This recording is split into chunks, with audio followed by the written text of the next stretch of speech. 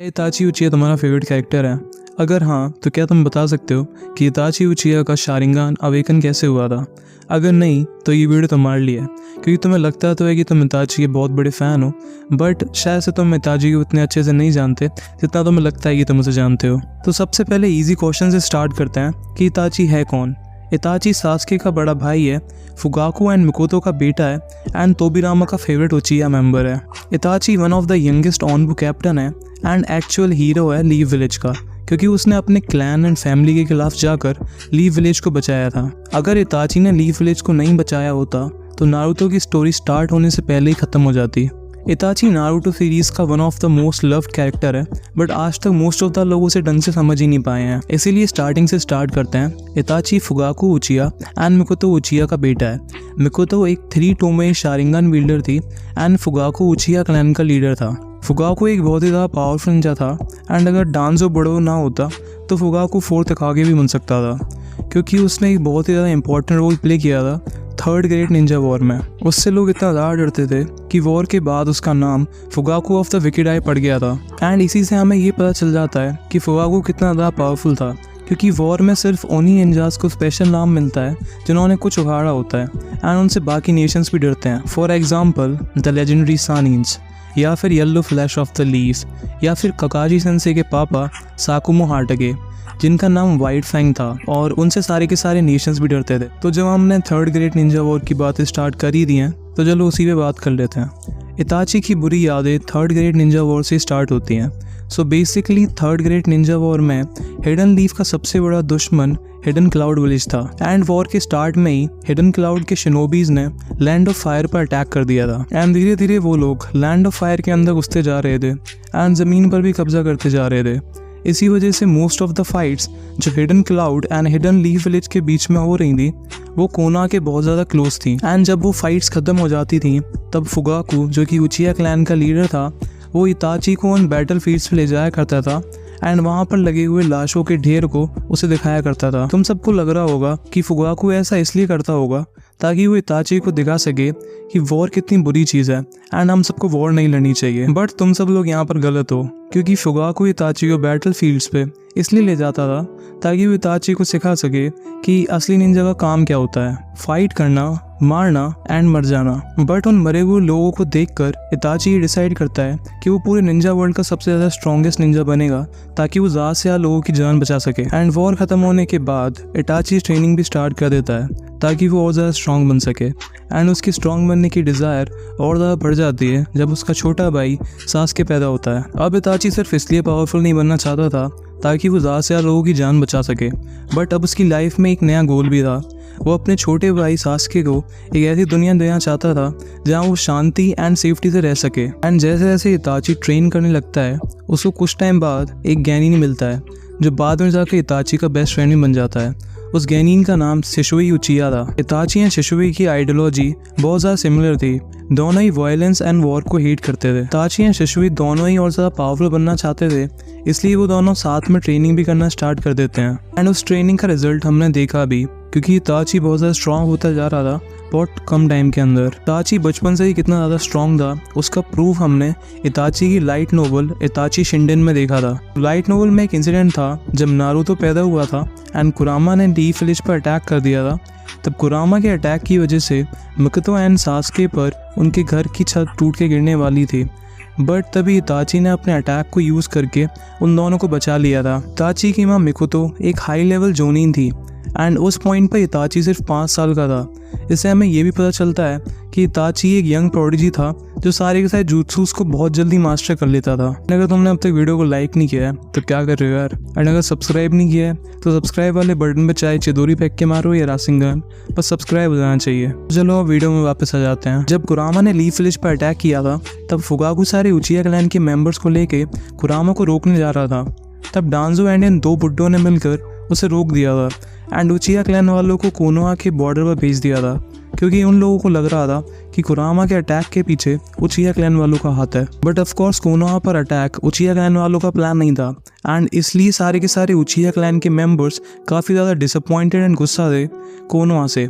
And ये सब होते हुए इताची भी देख रहा था। ये सब होने के बाद जब इताची 6 साल का हो जाता है तब वो ज्वाइन करता है कोनोहा की निंजा अकेडमी। एंड उस टाइम पर भी इताची अपनी खुद की एक लीग में ही था, इसलिए ज़्यादातर जो उसके क्लासमेट्स थे वो उससे डरते थे एंड इसलिए उससे कोई बात भी नहीं करता था। पूरी निंजा अकेडमी में सिर्फ एक ही लड़की थी जो इताची से ढंग से बात करती थी, इजुमी उचिया। बट अपना इताची उसे भी इग्नोर मारता था क्योंकि अपना इताची मेरी तरह एक इंट्रोवर्ट था। बट इजुमी ने गिव अप नहीं किया एंड ट्राई करती रही इताची से बात करने के लिए। एक दिन कुछ बदमाश लड़के इताची को परेशान करने लग रहे थे, बट इताची को वायलेंस पसंद नहीं था, इसलिए वो उनसे कुछ कह भी नहीं रहा था। बट इजुमी ये देख लेती है एंड इताची की मदद करने के लिए आ जाती है। एंड उस दिन से इताची भी इजुमी से अच्छे से बात करना शुरू कर देता है। इताची का इजुमी से अच्छे से बात करने के पीछे एक और रीज़न भी था, वो था कि इजुमी ने ऑलरेडी अपना शारिंगान अवेकन कर रखा था एंड इताची बहुत ज़्यादा इंटरेस्टेड था शारिंगान के बारे में जानने के लिए। Also a fun fact, Izumi one of the youngest Uchiha थी जिसने अपना शारिंगान अवेकन किया था। इताची को सिर्फ 4 महीने लगे थे निंजा अकेडमी से पास होने के लिए एंड वो गैनिन बन गया था 6 साल की उम्र में। इताची के इतनी जल्दी निंजा अकेडमी को पास करने की वजह से उसके फैमिली मेम्बर्स एंड उचिया क्लैन के मेम्बर्स बहुत ज़्यादा खुश थे। एंड इसी टाइम पर इताची का टैलेंट देखकर डांसो इताची के पास जाता है एंड उससे पूछता है कि मान ले कि 10 लोग हैं एंड उनमें से 9 लोग बिल्कुल हेल्दी हैं एंड उनमें से किसी एक को इन्फेक्शन वाली बीमारी है जो बाकी लोग में ही फैल सकती है। ऑल्सो तुम उस डिजीज़ वाले इंसान को बचा नहीं सकते, तो तुम क्या करोगे? एंड इसके आंसर में इताची ये कहता है कि वो उस इन्फेक्शन वाले इंसान को मार देगा ताकि वो इन्फेक्शन किसी और में ना फैले।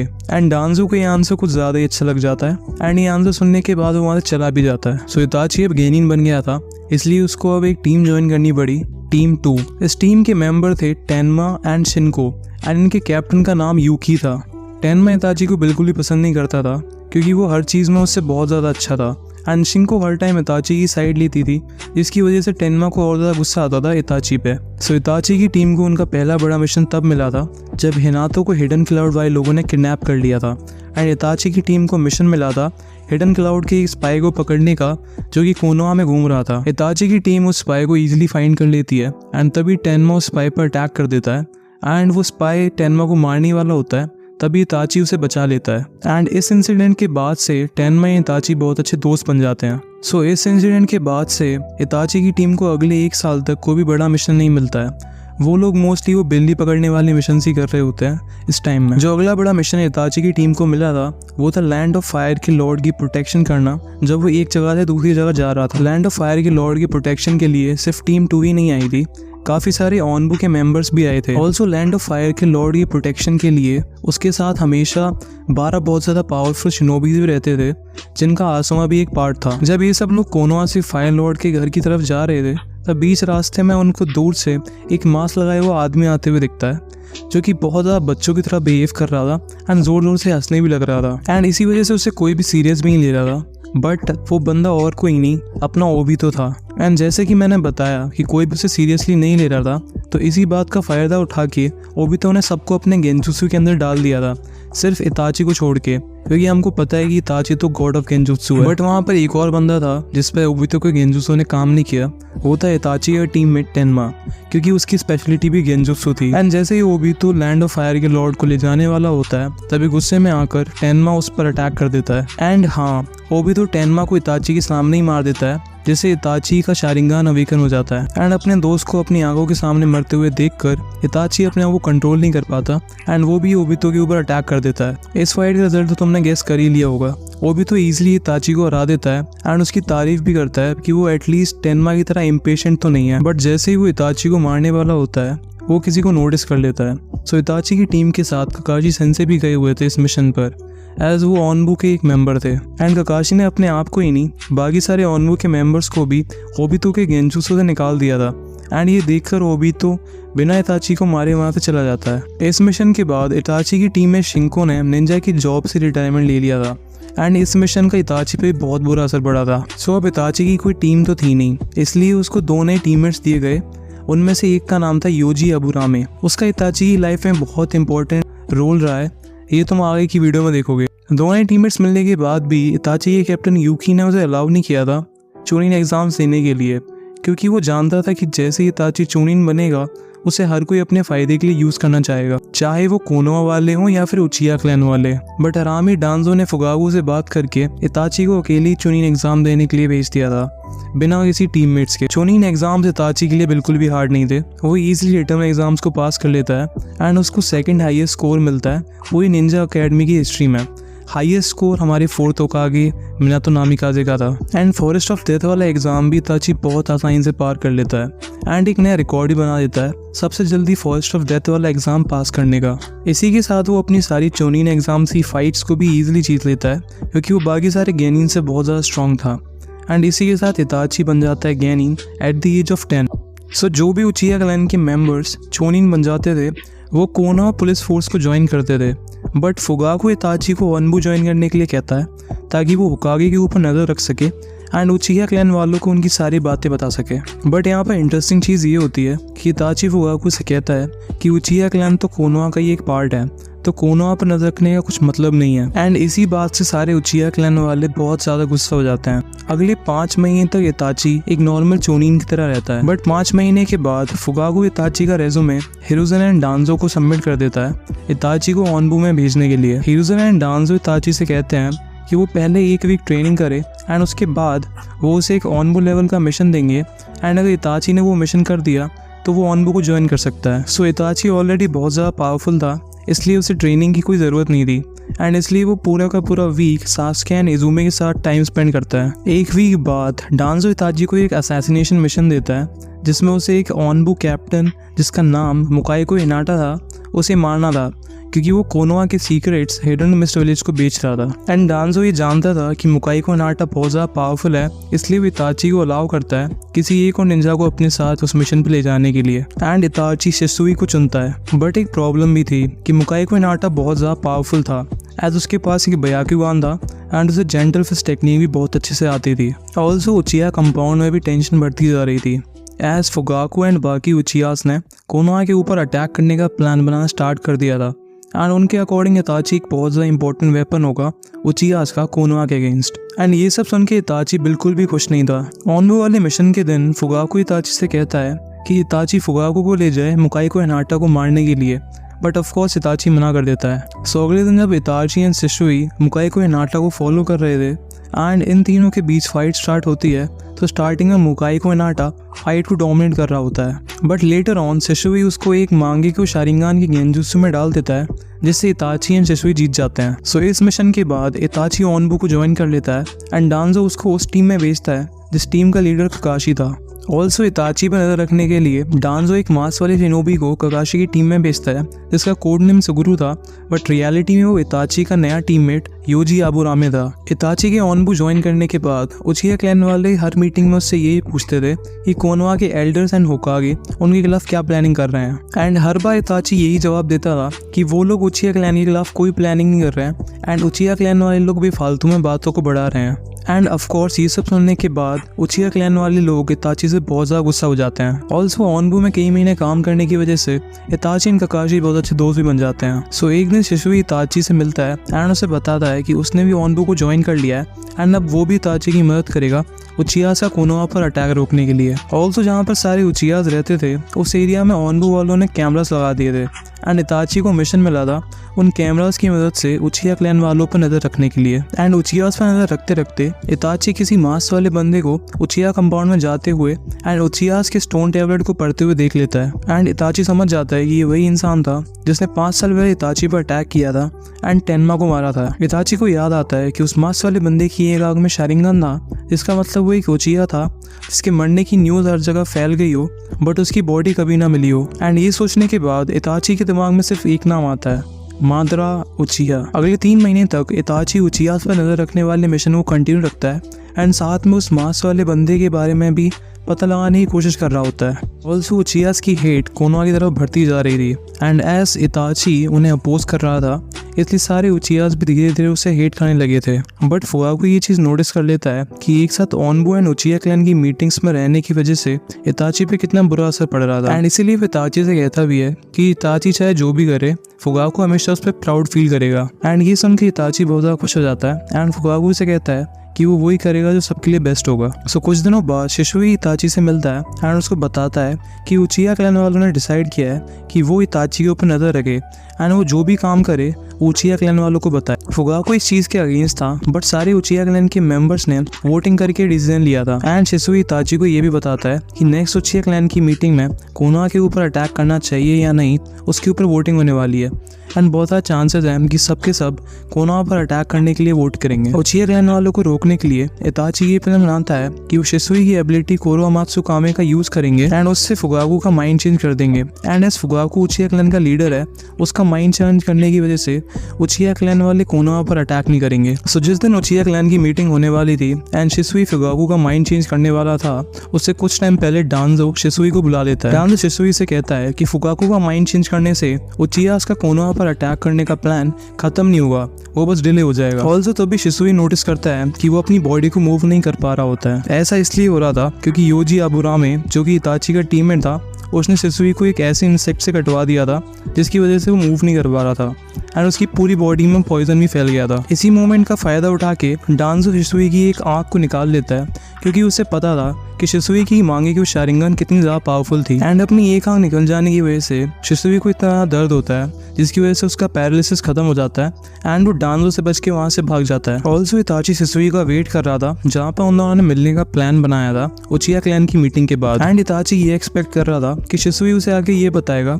कि मीटिंग में सब कुछ अच्छा हुआ एंड अब उचिया क्लैन वाले कोनोहा पर अटैक नहीं करेंगे। बट ऐसा कुछ नहीं होता एंड शिशुई उसे आके सब कुछ बताता है जो डांजो आराम खोर ने उसके साथ किया था एंड वो इताची को ये भी बताता है कि अब उचियास को कोनोहा पर अटैक करने से रोकने का कोई और तरीका नहीं है। शिशुई इताची को अपनी दूसरी आंख निकाल के दे देता है क्योंकि उसे पता था कि वो कुछ टाइम के अंदर मरने वाला है। ये सब बताकर शिशुई वाटरफॉल में कूद जाता है एंड अपने बेस्ट फ्रेंड को ऐसे मरते हुए देखकर इताची की मांगे की शारिंगन अवेकन हो जाती है। नेक्स्ट दिन जब इताची ऑलरेडी बहुत ज्यादा दुखी था 3 उचिया पुलिस फोर्स के बंदे आकर इताची से पूछने लगते हैं कि इताची का क्या कनेक्शन है शिशुई की डेथ से एंड तभी गुस्से में आकर इताची उन तीनों पर अटैक कर देता है एंड फुगाकू उन्हें बचा लेता है वरना इताची उन्हें मार भी देता। बट फुगाकू को समझ आ गया था कि इताची कोनोहा की साइड है एंड इसलिए वो इजुमी से इताची का ध्यान रखने के लिए कहता है। कुछ टाइम बाद इताची के 12th बर्थडे पर डांजो से ऑनबो का कैप्टन बना देता है एंड उसे रिस्पॉन्सिबिलिटी देता है उचियास के अटैक को रोकने की। ये पहली बार था जब इताची ने डांजो को देखा था शिशुई के मरने के बाद। इताची डांजो से पूछता है कि उसने शिशुई को क्यों मारा था